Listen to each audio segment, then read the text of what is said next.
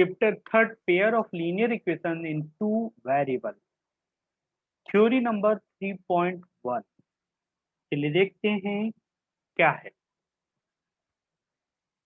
पहले हम एक यहाँ पर एक सिचुएशन कंसीडर करते हैं। Akhila went to a fair in her village. She wanted to enjoy rides on giant wheel and play hoopla. एक टाइप का गेम है। The number of times she played hoopla is half the number of rides she उपला had on the हाँ hoopla एक type का game होता है जिसमें हम एक रिंग को फेंकते हैं स्टॉल में और जो भी ऑब्जेक्ट उसमें आइटम आ जाता है तो वो आपका हो जाता है, शॉपकीपर दे देता है आपको। इस टाइप का गेम अच्छा होता है। अच्छा हाँ हाँ, जिसमें रिंग फेंकते ना अपन, उसी को बोलते हैं हुपला। तो एक ये गेम था।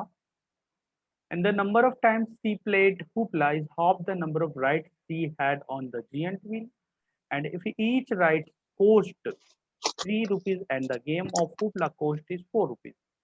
How would you find out the number of rides she had and how many times she played hoopla provided she spent 20 rupees? पूरी कहानी से ये समझ में आया कि एक अखिला नाम की स्टूडेंट थी। वो कहीं किसी मतलब विलेज में लगते ना अपने क्या बोलते हैं हाँ उनको, मेले टाइप के मेले, उसमें वो जाती है और वहां पर हाँ वो हाँ दो टाइप के गेम देखती है, फेयर तो हुपला और जियंट व्हील। ठीक है। यहाँ पर इन्होंने एक कंडीशन दे रखी है, देखो एक सिचुएशन दे रखी है। क्या दे रखी है? यहाँ पे एक सिचुएशन दे रखी है, number of times she played hoopla is half the number of rides he had on giant wheel. मतलब जितनी टाइम्स वो जियंट व्हील पर राइड करती है उसका half, half hoopla is half the number of ride, उसका हाफ ये hoopla play करती है। सेकंड इन्होंने क्या बोला, each cost 3 rupees, each ride cost, उसकी राइडिंग कॉस्ट कितनी है 3 और जो हुपला है उसकी कॉस्ट कितनी 4। तो प्रोवाइडेड उसके पास में कितने रुपीज है, 20 रुपीज है। ठीक है। तो यहाँ पर अल्टीमेटली अगर देखा जाए तो हाँ यहाँ पे एक सिचुएशन दे रखी है और इस सिचुएशन को मैं थोड़ा सा एल्जेब्रिकली रिप्रेजेंट करता हूँ। इस सिचुएशन को मैं थोड़ा एल्जेब्रिकली रिप्रेजेंट करने की कोशिश करता हूँ। और अगर हम अलजेब्रिक इसे एल्जेब्रिकली रिप्रेजेंट करें तो अगर मान लीजिए मैं यहाँ पे डिनोट करता हूँ नंबर ऑफ राइड्स, अगर मैं नंबर ऑफ राइड्स को एक्स मानता हूँ and number of times she played hoopla, number of times she played hoopla is equal to y मानता हूँ। ठीक है। अगर मैंने ये यहाँ पर माना, ठीक है, तो अकॉर्डिंग टू क्वेश्चन, देखो अकॉर्डिंग टू ये जो फर्स्ट कंडीशन है, फर्स्ट सिचुएशन है, इसके अकॉर्डिंग मैं क्या लिख सकता हूँ कि जो नंबर ऑफ हुपला है, number of times she played hoopla क्या, half the number of rides she had on the giant wheel, है ना। उसकी जितनी भी राइडिंग है उसका क्या है, हाफ है। तो यहाँ पर इस सिचुएशन को मैं एल्जेब्रिकली ऐसे रिप्रेजेंट कर सकता हूँ, है ना। चलिए अब इसी को थोड़ा सा हाँ सिंप्लीफाई अगर मैं करूँ तो ये हो जाएगा 2y is equal to x और ये x इधर आ जाएगा या y को 2y को उधर ले जाइए तो यहाँ से ये इक्वेशन आपकी आ जाएगी। सेकंड सेकंड इन्होंने क्या दिया है, देखो if each ride cost 3 rupees, एक राइडिंग की कॉस्ट कितनी है 3 रुपीज और हुपला की कॉस्ट कितनी 4 रुपीज है। ठीक है। और उसके पास में टोटल रुपीज कितने हैं 20 रुपीज। ठीक है। तो टोटल कॉस्ट, एक राइडिंग की कॉस्ट 3 रुपीज है, तो मान लीजिए उसने एक्स नंबर ऑफ राइडिंग कितने हैं, एक्स है, तो एक्स प्लस 4 × y, ठीक है, इज इक्वल टू कितना हो जाएगा, टोटल एक्सपेंसेस इतना हो जाएगा क्या, ये क्या है टोटल एक्सपेंसेस, हम्म, है ना, टोटल एक्सपेंसेस। चल हाँ तो टोटल एक्सपेंसेस के अकॉर्डिंग आपके पास में एक और इक्वेशन आ गई और वो आ गई 3x plus 4y is equal to 20। This is the second equation. ठीक है।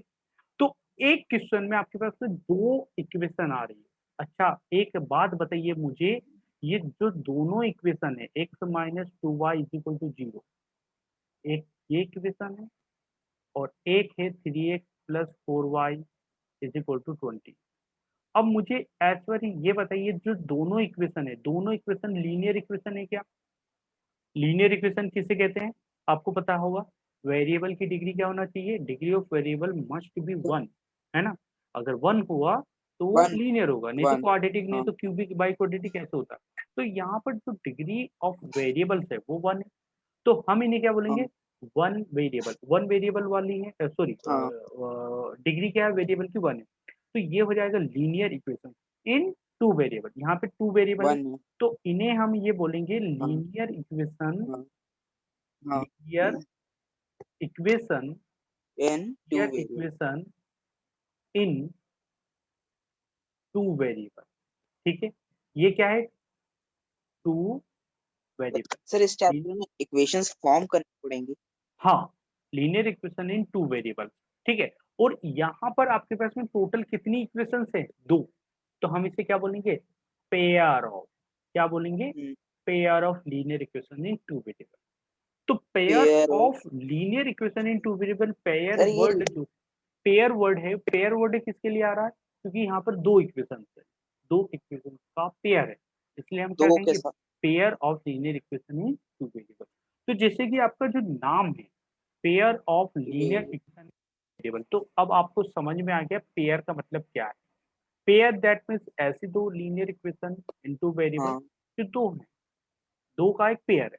तो pair of linear equation in two variable, hmm, और दो वेरिएबल्स हैं तो, और लीनियर किस लिए कहेंगे? क्योंकि यहाँ पर डिग्री क्या है आपका? वन। तो linear, pair of linear equation in two variable, one जो चैप्टर का नाम है, इसका मतलब क्या समझ में आता है? कि आपको एक कोई ना कोई प्रैक्टिकल सिचुएशन आपको गिवन होगी। क्या गिवन होगी ऐश्वर्य? आपको एक प्रैक्टिकल सिचुएशन गिवन होगी, और उस सिचुएशन को आप एल्जेब्रिकली जब रिप्रेजेंट करेंगे, तो वही एल्जेब्रिकली रिप्रेजेंटेशन जब आप करेंगे तो वहां पे आपको दो इक्वेशंस आएंगी इन टू वेरिएबल, और वो दोनों इक्वेशन आपकी लीनियर होंगी, और उन दोनों पेयर को हम क्या बोलेंगे? Pair of linear equation in two variable, ठीक है। तो जैसा कि चैप्टर का नाम है, तो जैसे सर कि इसमें टर्म्स समझनी पड़ेंगी। टर्म समझने का, टर्म्स मतलब क्या समझना? मतलब टर्म मतलब समझा नहीं, टर्मिनोलॉजी किसकी बात कर सर रहे हो? जैसे वो हाफ हो गई। हाँ हाँ सर नहीं नहीं इसमें नहीं नहीं, टर्म्स ऐसा मतलब कुछ नहीं, ऐसा ये कुछ ये नहीं, कि वर्ड नहीं प्रॉब्लम नहीं नहीं है। नहीं नहीं नहीं नहीं, ऐसा कुछ नहीं है। अभी आप तो समझते जाइए, ऑटोमेटिक बहुत इजी चैप्टर है, आप पढ़ेंगे बहुत मजा आएगा, हम्म, बस आप तो समझते जाइए। पेयर, जो चैप्टर का नाम है pair of linear equation in two variable, का मतलब क्या है, तो वो मैं समझा रहा हूँ। सिंपल सी बात है, लीनियर इक्वेशंस होंगी आपके पास में, और लीनियर इक्वेशंस का मतलब पता है कि डिग्री क्या होना चाहिए? वन होना चाहिए। हाँ और इन टू वेरिएबल, ये भी हमने पढ़ा। और पेयर, वन पेयर होना का चाहिए मतलब सीधी सी बात है, अभी तक मतलब हमने एक पढ़ी थी, टू अब वेरिएबल। आपके पास में तो हो जाएगी, सीधी सी बात है, ठीक है। तो अगर आप यहाँ पर जनरल फॉर्म में अगर मैं इसे लिखूं, अगर आप इसे जनरल फॉर्म में लिखेंगे, pair of linear equation in two variable, तो हम कैसे लिखेंगे? A one X plus B one Y plus C one is equal to first equation, and A two X plus b2y plus c2 is equal to 0. This is second equation. This is the pair of linear equation in two variable, where a1, b1, c1, a2, b2, c2 are coefficient. Okay, a1 is a coefficient of x, a2 for x का coefficient है second equation में, c1, c2 constant है, ठीक है। और यहाँ पर याद रखिएगा, ये दोनों linear equation in two variable तब तक होगा जब तक A one can be zero और B one can be zero, but दोनों एक साथ जीरो नहीं हो सकते। C one can be zero, but simultaneous A one और ए टू दोनों एक साथ, ए वन और बी वन एक साथ दोनों जीरो नहीं हो सकते, क्योंकि अगर ए वन और बी वन दोनों जीरो हो गया तो linear equation in two variable नहीं रहेगा। और दोनों जीरो ना हो इसलिए हम एक कंडीशन लिखते हैं, A one square plus B one square not equal to zero. क्या कंडीशन लिखते हैं? A one square plus B one square is not equal to zero. अगर a1 square plus b1 square is not equal to 0, हाँ। That means आपके पास में दोनों एक साथ जीरो नहीं है। अगर ये दोनों एक साथ जीरो है तो ये तभी होगा जब दोनों आपके क्या हो, जीरो हो। तो ये नेसेसरी कंडीशन है। ये क्या है, आपकी नेसेसरी कंडीशन है। ठीक है क्या, नेसेसरी ये कंडीशन। नेसेसरी कंडीशन है। यहाँ पे आपको ये याद रखना कि linear necessary. Equation in two variable तब तक रहेगा जब तक कि आपकी कंडीशन सेटिस्फाई रहेगी, और यही आपका general form of linear equation in two variable है। ठीक है, तो यहाँ पर अभी आपको समझ में आया। और ये इक्वेशंस कहाँ से यस। आएंगी, किसी भी प्रैक्टिकल सिचुएशन से आएंगी। जैसे कि यहाँ से हमारी ये आई, ये दोनों इक्वेशंस आप देख सकते हैं यही फॉर्म में है। तो जो भी आपकी इक्वेशंस होंगी जो इस फॉर्म में होगी, हाँ। a1x, यहाँ पर a1 जीरो हो सकता है, b1 हो सकता है, c1 हो सकता है, a2 b2 c2, कोई भी जीरो हो सकते हैं, bc भी हो सकते हैं सिमल्टेनियस, b b1 c मतलब bc का मतलब b1 c1 b2 c2, और a2 b c1 भी हो सकते हैं। बट a1 और b1 a2 b2 एक साथ नहीं हो सकते, क्योंकि दोनों वेरिएबल अगर जीरो हो गया तो इक्वेशन ही नहीं रहेगी। इसलिए दोनों एक साथ सिमल्टेनियस जीरो नहीं होंगे। और उसी कंडीशन को हम यहाँ ऐसे से डिनोट करेंगे, A square plus B square is not equal to zero. तो pair of linear equation in two variable, जैसा कि चैप्टर जीरो। का नाम ही है, वो चीज आपको क्लियर हो गई होगी। बात समझ में आई क्या? हाँ। चलिए, हाँ। अब बात करते हैं यस। Equations in this. ठीक है, अब बात करते हैं यहाँ पर हम सॉल्यूशन की। ठीक है, अब हम थोड़ा सॉल्यूशन की बात करते हैं, सॉल्यूशन ऑफ इक्वेशन। ठीक है, तो जैसे कि अगर मान लीजिए आपके पास में यहाँ पर x plus two y is equal to one लिखा है, तो solution of this linear equation in two variable क्या होगा? अभी आपने निकालना सीखा 9th क्लास में, how to find the solution of this linear equation in two sir variable. इसमें एक्स की या एक्स फिर एक्स और वाई की ऐसी वैल्यू जो इस इक्वेशन को सेटिस्फाई करे, है ना? एक्स और वाई की ऐसी वैल्यू जो हाँ इस इक्वेशन को सेटिस्फाई, सिंपल सी बात है। अब वो सही इसका करे। सॉल्यूशन होगा, और जो भी इसके जो सॉल्यूशंस होंगे वो सॉल्यूशंस आपके किस फॉर्म में होंगे? कोऑर्डिनेट के फॉर्म में। ठीक, किस फॉर्म में होंगे आपके? कोऑर्डिनेट के फॉर्म में होंगे, हाँ। मतलब एक्स कॉमा वाई के फॉर्म में कोऑर्डिनेट। होगा, एक्स कॉमा वाई के फॉर्म में होगा। जैसे अगर इसके होंगे। सॉल्यूशन की बात करता हूँ, तो 1 कॉमा 0 इसका सॉल्यूशन है। हाँ है, क्योंकि सेटिस्फाई कर रहा है। आप सेटिस्फाई करा के देख लीजिए, 1 कॉमा 0 आ रहा है। हाँ। वहीं अगर हम बात करें तो जीरो। 2 कॉमा माइनस वन भी इसका सॉल्यूशन है, क्योंकि 3 minus two is equal to 1, तो ये भी इसका सॉल्यूशन है ना? तो इसके तो कितने सॉल्यूशंस है? इन्फिनिटी सॉल्यूशंस होते हैं, ये हमने निकाला भी था। Linear equation in two variable has infinity हाँ। मैनी सॉल्यूशंस होते हैं। ठीक है, यहाँ तक की बात समझ में आई क्या? अब ये चीज तो पता है कि how to find the yes. Solution of linear equation in two variable. अगर आपको एक इक्वेशन दी गिवन हो तो उसके सॉल्यूशन आप निकाल सकते हो, और इन्फिनिटी होते हैं। और सॉल्यूशन का मतलब क्या होता है? सॉल्यूशन का मतलब ऐसे एक्स और वाई की हाँ। वैल्यू जो उस इक्वेशन को सेटिस्फाई करे। अब अगर मैं इसका ज्योमेट्रिकल मीनिंग देखता ठीक। हूँ, अगर मैं इसका ज्योमेट्रिकल मीनिंग देखता हूँ, तो ज्योमेट्रिकल मीनिंग क्या होगा?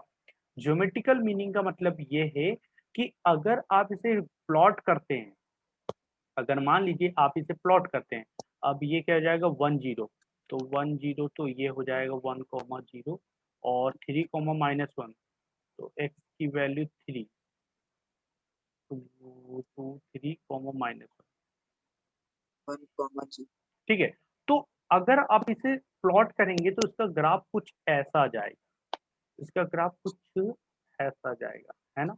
ऐसा जाएगा, स्ट्रेट लाइन जाता है ना? स्ट्रेट लाइन, स्ट्रेट लाइन है ना? पासिंग टू द तो ओरिजिन। ये आपका पास नहीं होगा, जरूरी नहीं है कि ओरिजिन से पास हो। ये आपका ग्राफ होगा इसका। ठीक है, और अच्छा। ये सारे पॉइंट्स क्या हैं? ये सारे पॉइंट्स इस ग्राफ पर लाई कर रहे हैं। कहाँ लाई कर रहे हैं? ग्राफ पर लाई कर रहे हैं। हम्म। तो ग्राफ। सॉल्यूशन का मतलब क्या समझ में आया आपको? सॉल्यूशन ऐसी इज ए ऐसी वैल्यू जो पॉइंट, एक्स और satisfy. solution is a point which solution lie on the is it graph, which lie on the graph और विच line, लाइन। है ना? सॉल्यूशन का मतलब क्या समझ में आया? सॉल्यूशन इज ए पॉइंट हाँ। विच लाई ऑन द ग्राफ। और अगर एक लाइन पर पॉइंट्स को अगर काउंट करोगे तो कितने होंगे, इंफिनिटी होंगे। मतलब यहाँ ज्योमेट्रिकली भी आप बता सकते हैं कि इंफिनिटी सॉल्यूशन किसके होंगे, ठीक है। पर बात करते हैं अब क्वाड्रेटिक हाँ। की। अभी यहाँ पे एक इक्वेशन सॉल्व नहीं करना, अभी हमें क्या सोल्व करना है, अभी हमें सॉल्व करना है pair of linear equation in two variable. क्या करना है, पेयर। पेयर का मतलब क्या है, दो इक्वेशन पेयर सोल्व ऑफ करना। तो मान लीजिए इसी इक्वेशन दो। के साथ साथ एक हाँ। Plus 2y is equal to 1 के साथ एक और इक्वेशन होगी। और एक और इक्वेशन क्या होगी, अगर मान लीजिए मैं यहाँ पे 2x plus 4y is equal to 4 लिख देता हूँ, तो एक ही इक्वेशन होगी। तो अब हमें सॉल्यूशन निकालना है, तो सॉल्यूशन का मतलब क्या होगा, अगर इन दोनों को प्लॉट करना हो, ठीक है, सॉल्यूशन मैं बताता हूँ। और अगर इन दोनों को प्लॉट करना, तो प्लॉट कैसे करेंगे हम, अभी तक अलग अलग ग्राफ पे प्लॉट करते थे, अब pair of linear equation in two variable को कैसे प्लॉट करेंगे, सिंपल सी बात है, सेकंड इक्वेशन को भी प्लॉट करते थे। मान लीजिए मैं रफली बनाता हूँ कि इसका ग्राफ ऐसा जा रहा है, मैंने रफली बनाया है, याद रखना। मान लीजिए कि हमने ये ऐसा ग्राफ बनाया, तो सिंपल सी बात है, how to draw, how to represent the pair of linear equation into a variable. Simply you have to draw both the equations on a graph. तो दोनों इक्वेशंस को एक ही ग्राफ पे प्लॉट कर देना है, और वही प्लॉटिंग आपकी क्या कहलाती है, ज्योमेट्रिकल रिप्रेजेंटेशन। ज्योमेट्रिकली रिप्रेजेंटेशन, ठीक है क्या। और एल्जेब्रिकली रिप्रेजेंटेशन क्या कहलाता है, रिप्रेजेंटेशन। Algebraically yes. रिप्रेजेंटेशन क्या कहलाता है, जो एक्स और वाई के फॉर्म में, अगर pair of linear equation in two variable के फॉर्म में अगर आप लिखते हैं, तो वो आपका एल्जेब्रिकली रिप्रेजेंटेशन कहलाता है। और दोनों इक्वेशंस को अगर आप प्लॉट करते थे ग्राफ पर, एक ही ग्राफ पर, अलग अलग नहीं करना, याद रखना, एक ही ग्राफ पर प्लॉट करते हैं, तो आपका वो रिप्रेजेंटेशन क्या कहलाएगा, ज्योमेट्रिकल रिप्रेजेंटेशन। तो बात समझ में आई क्या यहाँ तक की, बात समझ में आई क्या। Yes sir. अब बात करते हैं, जैसे कि अब मान यस लीजिए सर। ज्योमेट्रिकल रिप्रेजेंटेशन की अगर हम बात करें, तो ज्योमेट्रिकल रिप्रेजेंटेशन में तीन पॉसिबिलिटीज हो सकती है। There can be three possibilities to represent the pair of linear equation in two variable on the graph. First, the two lines will intersect at one point. This is the first equation. देखिए पहली situation क्या हो सकती है, पहली situation ये हो सकती है कि आपकी जो भी इक्वेशंस हो वो इंटरसेक्ट करें। बात समझ में आई क्या, अगर आपने ये एक्स हाँ। एक्सिस वाई एक्सिस लिए, हाँ। तो ये दोनों इंटरसेक्ट करे, कहीं ना कहीं इंटरसेक्ट करे, ये कहीं पे भी कर सकती है। तो this is the first possibility कि वो इंटरसेक्ट करे। सेकेंड कंडीशन ये है, सेकेंड कंडीशन ये है कि हो सकता है कि वो पैरेलल हो। If two lines will not intersect, अगर देखो ये बात तो समझ में आती है, अगर प्लेन में दो लाइन है तो दो ही केसेस होते हैं, या तो इंटरसेक्ट होगी या वो पैरेलल होगी। तो थर्ड सेकंड केस क्या हो सकता है कि अगर मान लीजिए आपने एल और एम दो लाइन ड्रॉ की, तो यहाँ पर क्या हो सकता है, इंटरसेक्ट कर सकती हो। हाँ। और दूसरा हो सकता है पैरेलल हो सकती है।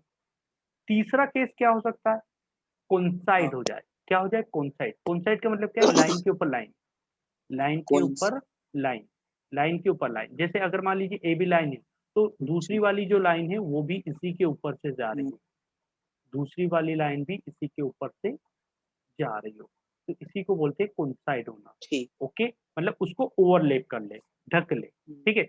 तो अगर हाँ। आप ज्योमेट्रिकल रिप्रेजेंटेशन की बात करते हैं pair of linear equation in two variable, तो वहां पर तीन पॉसिबिलिटीज होंगी, there will be three possibilities. One, it can be intersect at a one point, can be parallel, and it can be coincide. Is this clear, बात समझ में आई क्या।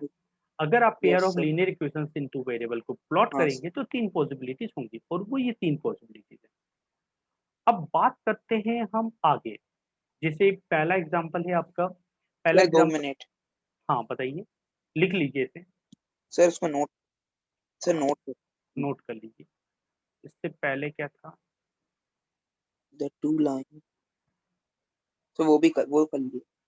वो कर लिया क्या, इससे पहले वाला, इससे पहले वाले में तो कुछ था नहीं, ये तो यू नोट हाँ सर करना नहीं, सारे कर लिए ये थे। तो नोट करना नहीं, बस ये जो जनरल फॉर्म है ये आप नोट कर लीजिए, ये जो जनरल फॉर्म है ना, ये नोट कर लीजिए। और इसकी सर नेसेसरी कर लिए। कंडीशन, ये नेसेसरी कंडीशन लिख ली क्या, ये कंडीशन लिखना है ना। चलो हाँ सर, और उसी वक्त लिख ली। चलो ये भी हो गया, और इसके द टू बाद लाइन में अब ये आता सर। है ये। चलिए, हाँ सर, ये हाँ ये नोट कर लीजिए। will be coincident। करते हैं नेक्स्ट। पहला एग्जांपल आता है आपका, let us take the example given in section 3.1। Akhila goes to a fair with the 20 rupees and want to have rides on the giant wheel and play hoopla. Represent this situation algebraically Akhila and Ghosh. graphically। मतलब simple सी बात है, algebraically represent करना था और उसी situation को आपको ग्राफिक रिप्रेजेंट करना था। तो algebraically तो आपको समझ में आ ही गया, algebraically कैसे रिप्रेजेंट करना, हाँ। ये चीज तो मैंने आपको वहीं पे बता दी थी, है ना।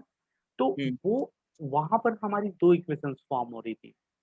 दो इक्वेशंस क्या फॉर्म हो रही थी आपकी, वहां पर दो इक्वेशंस फॉर्म हो रही थी, और वो इक्वेशंस फॉर्म हो रही थी x minus two y is equal to zero x, ये इक्वेशन फॉर्म हो रही थी। और दूसरी इक्वेशन हाँ। फॉर्म हो रही थी आपकी 3x plus 4y is equal to 22, है ना। दो इक्वेशन आपकी फॉर्म हो रही थी, है ना। और यही रिप्रेजेंटेशन आपका क्या कहलाता है, एल्जेब्रिकली रिप्रेजेंटेशन। अगर आपको कोई सिचुएशन गिवन जाए और बोला जाए कि represent this situation algebraically, then you have to represent the situation in this form. Okay, this form is called the algebraically representation. ठीक है। अब इन्होंने बोला ग्राफिकली रिप्रेजेंट करना। सर। हाँ हाँ बताइए। सर। हाँ बताइए। सर यहाँ पे आपने जब वो लिखाया था, तो हाँ आपने वहाँ पे 2y is equal to x के बाद आपने यहाँ पे x minus 2y is equal to 0। Sir यहाँ पे ये वाला समझ नहीं आया था स्टेप। देखो, वहां पर मैंने लिखवाई थी y is equal to 1/2x, ये इक्वेशन लिखवाई थी, है ना। इसी की कह रहे हैं ना आप, हाँ। है ना। हाँ ये सर। ये ऐसे कैसे हो गया। हाँ। अरे बहुत तो इजी हाँ। है यार, ये टू उधर गया तो नहीं टू सर, आई। ये नहीं, तो ये नहीं सर। फिर फिर सर मैं पूछ रहा हूँ यहाँ पे आपने x minus 2y is equal to 0, sir वो वाला हाँ तो 0 मतलब कैसे आया। वही तो बता रहा हूँ बच्चे। अरे ये 2y इधर जाएगा तो यहाँ क्या बचेगा। अरे यार ईश्वर जी, अच्छा। ठीक। ये जाएगा यहाँ तो क्या बचेगा। कैसी बातें करते हो, शून्य। 10th के स्टूडेंट हो। ट्रांसपोज हुआ ना 2y। अरे हाँ या ना। हाँ। फिर ठीक। चलो, तो ये हाँ हाँ। एल्जेब्रिकली रिप्रेजेंटेशन हुआ। अब बात आता ठीक है है सर। Geometrical representation. तो ज्योमेट्रिकल हम्म। रिप्रेजेंटेशन सुनिएगा। अब आपको ग्राफ प्लॉट करना आता है, सुनिएगा, आप लोगों को हम्म। ग्राफ प्लॉट करना आता है कि ग्राफ कैसे प्लॉट किया जाता है। देखो, linear equation in one variable का कैसे ग्राफ प्लॉट करते हैं, salute linear equation in two variable का, ये चीज सॉल्यूशन भी हमने लिखो। देखा। ठीक है, तो यहाँ पर हम एक टेबल बनाएंगे, यहाँ पर हम क्या करेंगे, एक टेबल बनाएंगे। और यहाँ पर दो, अब यहाँ हाँ। पर अभी तक हमने एक लाइन हाँ। प्लॉट करना सीखा है, अब आपके पास में दो दो लाइन है, तो क्या दिक्कत है, दोनों को प्लॉट कर लेंगे। तो अगर आप इन दोनों को प्लॉट करेंगे तो यहाँ पर दो टेबल बना लेते हम्म। हैं एक्स और वाई की। ठीक है, अब मैं बना नहीं रहा क्योंकि बहुत ईजी है, और दोनों को प्लॉट कर देना। तो बताइए, प्लॉटिंग करने में कोई दिक्कत आएगी क्या, प्लॉटिंग करने में कोई दिक्कत आएगी क्या, नहीं, नहीं। है नहीं ना। सर। तो ये हो जाएगा आपका फर्स्ट नहीं। फर्स्ट वाली इक्वेशन, और ये हो गया सेकंड इक्वेशन। और यही रिप्रेजेंटेशन आपका क्या कहलाता है, ज्योमेट्रिकल रिप्रेजेंटेशन और ग्राफिकल लीनियर रिप्रेजेंटेशन। ठीक है क्या, हाँ कोई दिक्कत नहीं, रिप्रेजेंटेशन। कोई दिक्कत नहीं। यस। चलिए नहीं। नेक्स्ट क्वेश्चन में आते हैं। नहीं सेकंड सर। क्वेश्चन इन्होंने ये बोला है, Romila went to a stationery shop and purchase 2 pencils and 3 eraser for 9 rupees. Romila period. Romila एक है, वो स्टेशनरी शॉप पर जाती है और 2 पेंसिल और 3 इरेजर खरीद के लाती है, और शॉपकीपर कहता है 9 रुपीज आप दे दीजिए, लेके आ सकती। है ना। हर फ्रेंड सोनाली saw the तो हाँ। new variety of pencil and eraser with Romila, and she also bought 4 pencils and 3 erasers, same kind of, for 80 rupees. Represent this situation algebraically and graphically. अब ये जो सिचुएशन है, इस सिचुएशन को आपको algebraically plus graphically दोनों represent करना है। तो देखते हैं एल्जेब्रिकली देख कैसे रिप्रेजेंट करेंगे। तो एक बात याद 2x रखना, plus एक 3 बात याद रखना ऐश्वर्य, सर 2 हमेशा आपके पास में दो सिचुएशन बनेगी, ठीक है। तो यहाँ से लेके यहाँ तक एक सिचुएशन होगी, ये फर्स्ट सिचुएशन, और ये सेकेंड सिचुएशन होगी, हाँ ठीक है। तो अब सोनाली यहाँ पे वाली सेकंड हाँ सेकेंड ओके सोनाली वाली। तो यहाँ पर हम क्या मान लेते हैं, let the cost of pencil is equal to x rupees and is cost of x eraser is equal to y rupees, ठीक है। तो y according to first condition क्या हो जाएगा, 2 pencil plus 3 eraser is 2x equal to plus 9, है ना, 3y ये बात समझ में। 9 दिस इज द हाँ first equation. Second yes second के हिसाब से क्या हो जाएगा, सेकंड के हिसाब से हो जाएगा 4x plus 6y is equal to 80। This is the second equation, ठीक है, सेकंड इक्वेशन, ठीक है। तो यही यस रिप्रेजेंटेशन आपका क्या हो गया, इक्वेशन यही रिप्रेजेंटेशन आपका एल्जेब्रिकली रिप्रेजेंटेशन हो गया, ठीक है। अब सेकंड क्वेश्चन इन्होंने बोला हो कि गया इसे आप यस ग्राफिकली रिप्रेजेंट भी कीजिए। तो ग्राफिकली कैसे रिप्रेजेंट करते हैं, बहुत ही आप इसकी एक टेबल बना लीजिए और फिर आप इन दोनों को एक ही ग्राफ पर प्लॉट कर दीजिए, इन दोनों को आप एक ही ग्राफ पर प्लॉट कर दीजिए, ओके दैट्स इट, फिर फिनिश। अब यहाँ पर जब आप प्लॉट करेंगे तो देखो यहाँ पर कॉन्साइड हो रही लाइन, क्या हो रही है, कॉन्साइड हो रही है, लाइन के ऊपर लाइन जा रही है, कोइंसाइड दोनों की एक ही लाइन फॉर्म हो रही है। और दोनों की लाइन रही एक ही लाइन क्यों फॉर्म हो रही है, ये चीज भी देख लीजिए, क्योंकि हाँ यहाँ पर देखिएगा, यहाँ पे ऑब्जर्व कीजिएगा कि अगर मैं इसमें से 2 को कॉमन ले लेता हूँ तो ये क्या बन जाएगा, 2x plus 3y is equal to 2x 9 into 2, 2 into 9, 3y हाँ है ना। और 2 से 2 कैंसिल कर दें तो ये क्या आ गई आपकी, सेम इक्वेशन हाँ आ गई, सेम इक्वेशन आ गई, ठीक है क्या। तो ये इक्वेशन और ये इक्वेशन बिल्कुल अल्टीमेटली सेम ही है, इक्विवेलेंट है, यस अलग नहीं है, इसलिए दोनों का एक ही लाइन आ रहा है और वो कोइंसाइड हो जा रही है। बात समझ में आई क्या, कोइंसाइड क्यों हो जा रही है, क्योंकि दोनों लाइन सेम ही है। हमने देखा ना, हाँ सिमल्टेनियस एलएचएस और आरएचएस में अगर किसी चीज का मल्टीप्लाई करते तो हाँ चेंज नहीं होती। तो बस ऐसे ही हमने एलएचएस आरएचएस में 2 का मल्टीप्लाई कर दिया तो रीराइट हो गया, इक्विवेलेंट फॉर्म आ गया, बट चेंज नहीं हुआ, है ना। चलिए, तो जब आप इसे दोनों को प्लॉट करेंगे तो एक ही फॉर्म में आपका प्लॉट हो जाएगा। चलिए हम अब थर्ड क्वेश्चन में बात करते हैं। थर्ड क्वेश्चन दिया है हो एग्जांपल, जाए two rails are represented by the situation this and this. अब इन्होंने दो इक्वेशन दे रखी, रिप्रेजेंट दिस सिचुएशन ज्योमेट्रिकली। अब देखो इन्होंने एल्जेब्रिकली तो खुद ने रिप्रेजेंट करके दे दी, अब आपको ज्योमेट्रिकल रिप्रेजेंट करना, तो कोई दिक्कत नहीं, ग्राफ बनाना दोनों का एक ही इक्वेशन पे, ये बना दिया। तो यहाँ पर आप ऑब्जर्व करेंगे टेबल कि बना दोनों दोनों लाइन आपकी पैरेलल जा रही है, दोनों लाइन आपकी क्या जा रही है, पैरेलल जा रही है ना, पैरेलल जा रही है। तो जैसा पैरेलल कि हमने बोला था कि pair of representation of pair of linear equation in two variable, there can be three possibilities. One, it can be intersect at one point, it can be coincide, it can be parallel to each other, ठीक है। और जैसा कि यहाँ पर हमने तीनों example की हेल्प से हमने यही सीखा है। तो अल्टीमेटली आपके पास में जो क्वेश्चंस होंगे हाँ वो क्वेश्चंस किस टाइप के आएंगे, अभी आपको 3.1 में आपको क्वेश्चंस ऐसे होंगे कि आपको कहा जाएगा कि कोई भी एक सिचुएशन दी जाएगी और बोला जाएगा represent this situation as algebraically और ज्योमेट्रिकल। तो एल्जेब्रिकली का मतलब क्या है कि साब उसको पढ़ना है, अस्तु समझना है और उसे इस फॉर्म में लिखना है, pair of linear equation in two variable, और ग्राफ प्लॉट करना है, ठीक है क्या। तो मेरे ख्याल से कोई डिफिकल्ट नहीं था। यस और याद रखिएगा हर क्वेश्चन में आपकी दो इक्वेशन, दो नहीं सिचुएशन बनेगी, दो सिचुएशन से दो इक्वेशन आपकी फॉर्म होगी हर क्वेश्चन में, ठीक है। तो ये था आज का बस हमारा क्वेश्चन टॉपिक। समझ अच्छे से अब आप यहाँ पर 3.1 आप इजीली कर सकते हो, 3.1 आप इजीली कर सकते हो, ठीक है। हाँ 3.1 इसके बाद तो खत्म हो गया, ठीक है। तो यहाँ पर आप 3.1 एक्सरसाइज आप कंप्लीटली कर सकते इजी हैं, है ना। और इसके बाद में हम नेक्स्ट क्लास में कुछ सिचुएशंस देखें, यहाँ पर हम solution of this linear equation in two variable, अभी हमने देखा what is the pair of linear equation in two variable and how what is the representation geometrically as well as algebraically.